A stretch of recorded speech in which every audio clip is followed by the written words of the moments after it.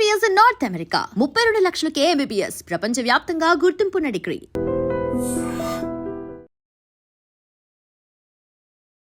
నమస్తే అండి, నేను డైటీషియన్ సౌమ్య. డయాబెటీస్ అనగానే, మధుమేహ వ్యాధి అనగానే అందరికీ ఒకలాంటి భయం ఉంటుంది. ఆహారంలో చాలా జాగ్రత్తలు పాటించాలని ఉంటుంది, కానీ అంత ఈజీగా కూడా ఉండదు. ఎందుకంటే ఆహారం మనం చిన్నప్పటి నుండి, మనం పుట్టినప్పటి నుండి మనకు అలవాటైన ఒక పద్ధతి. సో ఆహారంలో మార్పులు అన్నది అంత తేలికగా కూడా ఉండదు. ముఖ్యంగా మన సౌత్ ఇండియాలో వైట్ రైస్ అన్నది, అంటే అన్నం తినలేదు అంటే అది మనం ఉపవాసం కిందే లెక్కేస్తాము, లేకపోతే అసలు ఏమీ తినలేదని కూడా లెక్కేస్తాం. సో ఈ వైట్ రైస్ నిజంగా అంత డేంజరా? వైట్ రైస్ తింటే నిజంగా అంత షుగర్ పెరుగుతుందా? ఇది మనం ఇవాళ వీడియోలో చూద్దాం.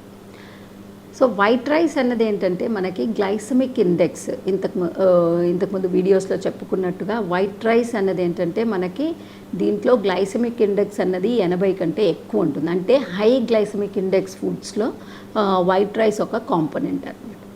సో ఈ వైట్ రైస్ తినడం వల్ల మనకి జనరల్గా షుగర్ అన్నది పెరుగుతుంది. ఇది చాలా స్టడీస్లో కూడా చూసాము. కాకపోతే సౌత్ ఇండియాలో డయాబెటీస్ రిస్క్ ఎంత ఎక్కువగా ఉందో, అలాగే వైట్ రైస్ తినకుండా కూడా చాలామంది ఉండలేరు. సో వైట్ రైస్ వల్ల షుగర్ పెరుగుతుంది, దాన్ని మనం ఎలా తీసుకోవచ్చు అన్నది కూడా మనం ఈ వీడియోలో చూద్దాం. అంటే హాని చేస్తుంది, షుగర్ పెరుగుతుంది, కాకపోతే అలవాటును మార్చుకోవడం కూడా కష్టంగా ఉన్న వాళ్ళు చాలామంది ఉంటారు. సో అలాంటి వాళ్ళకి కొన్ని చిన్న ట్రిక్స్ అండ్ టిప్స్ చూద్దాము. వాటి వల్ల వైట్ రైస్ తిన్నా కూడా మనం ఎలా షుగర్ మేనేజ్ చేసుకోవచ్చు అన్నది చూడొచ్చు. సో జనరల్గా వైట్ రైస్ అంటే ఇంతకు ముందు జనరేషన్స్ చూస్తే గనక వాళ్ళకి ఇంత పాలిష్ చేసిన బియ్యం ఉండేది కాదు. వాళ్ళు కొంచెం పొట్టుతో తినేవాళ్ళు. సో మనకి ఇప్పుడు బ్రౌన్ రైస్ కానీ లేకపోతే ఇలాంటివి దొరుకుతున్నాయి కదా, అలా తినేవాళ్ళు అనమాట. సో దానితో ఇప్పుడు ఇది కంపేర్ చేస్తే పైన పొట్టంతా వెళ్ళిపోతుంది, కాబట్టి దీని గ్లైసమిక్ లోడ్ కూడా పెరిగిపోతుంది. ఇంకొకటి ఏంటంటే, అది అంత సాఫ్ట్గా కుక్ అయిపోతుంది, కాబట్టి దానివల్ల కూడా మన తిన్న తర్వాత షుగర్ అన్నది ఎక్కువ అయిపోతుంది. సో ఈ తిన్న తర్వాత షుగర్ ఎప్పుడైతే ఎక్కువైతుందో, డయాబెటీస్ వల్ల వచ్చే కాంప్లికేషన్ రిస్క్ కూడా అంతే పెరిగిపోతుంది. సో మనం తినే ఆహారంలో మితంగా తినడం ఎంత ముఖ్యమో, అందులో ఆ మిత ఆహారంలో కూడా ఎలాంటి పదార్థాలు తింటున్నాము, ఏ కాంబినేషన్లో తింటున్నాము అన్నది కూడా ఇంపార్టెంట్. ఈ మధ్య కాలంలో జరిగిన ఒక స్టడీలో ఏం చూసారంటే, వైట్ రైస్ మనం బియ్యం కడిగి ఆ నీళ్ళు తీసేసిన తర్వాత ఆ నీళ్ళు తీసేయడం, గంజిలాగా వార్చుకొని తినడం వల్ల కూడా కొద్దిగా అంతగా షుగర్ పెరగదు. రెండోది, రాత్రి వండింది ఫ్రిడ్జ్లో పెట్టేసి నెక్స్ట్ డే తినడం వల్ల కూడా రెసిస్టెన్స్ స్టార్చ్ అన్నది ఇంప్రూవ్ అయ్యి దానివల్ల కూడా మనకి షుగర్ అన్నది అంతగా పెరగదు. కాకపోతే ఈ రెండిట్లో మీరు గమనించాల్సింది ఏంటంటే, క్వాలిటీ ఇంప్రూవ్ అవుతోంది, కానీ క్వాంటిటీ కూడా ముఖ్యమే. అండ్ ఈ వైట్ రైస్ మనం దేంతో తింటున్నాం?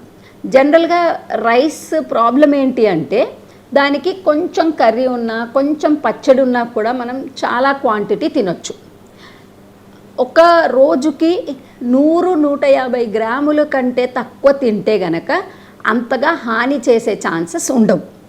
కానీ మనం 150 గ్రాములు, 100 గ్రాములు, అంటే ఇది మళ్ళీ మన హైట్ వెయిట్ని బట్టి కూడా ఉంటుంది, మన డైలీ ఇంటేక్ని బట్టి కూడా ఉంటుంది. సో అబౌవ్ 100 గ్రామ్స్ తీసుకోవడం వల్ల కూడా, ఒక మీల్లో ఎస్పెషల్లీ, దీనివల్ల కూడా మనము షుగర్ లెవెల్స్ బాగా పెరగడం చూస్తాం. So quantity important first. రెండోది వచ్చేసి క్వాలిటీ. ఇప్పుడు మనం ఈ వైట్ రైస్ని ఏ కాంబినేషన్లో తింటున్నాం అన్నది కూడా ఇంపార్టెంట్. సో సపోజ్ మనము ఈ వైట్ రైస్ అన్నది పచ్చడి ఆర్ ఓన్లీ పెరుగు ఆర్ ఓన్లీ కొద్దిగా కూర వేసుకొని తింటే కనుక షుగర్ తొందరగా పెరుగుతుంది. సో అదే ఈక్వల్ అమౌంట్ ఆఫ్, అంటే ఎంత అన్నం ఉందో అంత కూర, అంతే పప్పు కూడా వేసుకొని తింటే కనుక అంత షుగర్ లెవెల్ పెరిగే ఛాన్సెస్ ఉండవు. సో ఇవన్నీ కూడా ఒక లెక్క అయితే, individual response of the body కూడా ఇంపార్టెంటే. సో అందుకని వైట్ రైస్ తినొచ్చు, కాకపోతే లిమిట్గా తినడం అన్నిటికంటే ముఖ్యం. లేదు మానేయగలుగుతాము అంటే ఆ వైట్ రైస్కి మనకి ఈక్వలెంట్గా కొర్రలు, రాగులు, సమలు, జొన్నలు ఇలాంటి తృణధాన్యాలు ఏవైతే ఉన్నాయో ఇవన్నీ కూడా వైట్ రైస్ బదులుగా వీటిని అన్నంలాగా వండుకొని కూడా మనం తీసుకోవచ్చు. వీటి వల్ల ఏంటంటే గ్లైసమిక్ లోడ్ అన్నది కొంచెం కంట్రోల్ చేసే ఛాన్సెస్ ఎక్కువగా ఉంటాయి. తర్వాత వైట్ రైస్తో జనరల్గా మనం ఇంకా ప్రిపరేషన్స్ కూడా చేస్తుంటాం. సో అలా ప్రిపరేషన్స్ చేసినప్పుడు కూడా కాంబినేషన్ ఏదైతే చేస్తామో అలా తీసుకోవడం వల్ల కూడా మనకి షుగర్ లెవెల్స్ని కంట్రోల్ చేసే ఛాన్సెస్ ఎక్కువగా ఉంటాయి.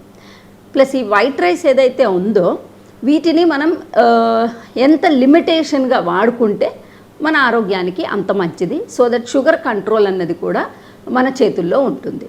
సో జనరల్గా డయాబెటీస్ ఉన్నవాళ్ళు వైట్ రైస్ నేను ఎలాగూ తినాలి అనుకుంటే కనుక రోజులో ఒక్క పూట మట్టుకే తీసుకోవచ్చు. అది కూడా లిమిట్గా తీసుకోవాలి.